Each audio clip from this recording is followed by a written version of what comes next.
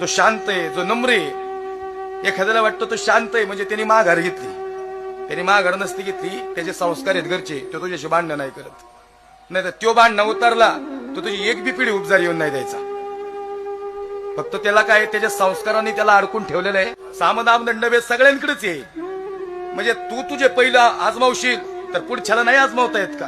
त्याला बी आजमावता येतात, पण त्याच्या आई वडिलांचे संस्कार आहेत त्याला, त्यामुळे त्याला त्यांनी तिथं दाबून ठेवलंय.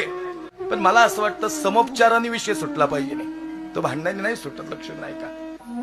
आणि म्हणून अशी कुणी तुमच्या अंगावर धावून आली, भांडणं करायला लागली, त्याचं कर्म त्याच्यापाशी एक दिवस त्याचं कर्म त्याला संपवणार, 100% संपवणार. तुम्हाला काहीच करायची गरज नाही, काहीच करायची गरज नाही.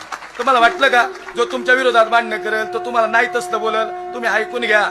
तुम्हाला सांगतो, केले कर्म झाले त्याची भोगा आले, उपजले मेले ऐसे किती. ज्याचं त्याचं कर्म त्याला त्याला भोगायलाच लागणार, फेडावं लागणार. अरे भांडायचा कर्म धर्म त्याचे. तुम्ही माफ केलं ना, तुम्ही त्याच्यापेक्षा मोठे आहेत. लक्ष देऊ नका, माफ करणारी माणसं ही फार मोठी असतात.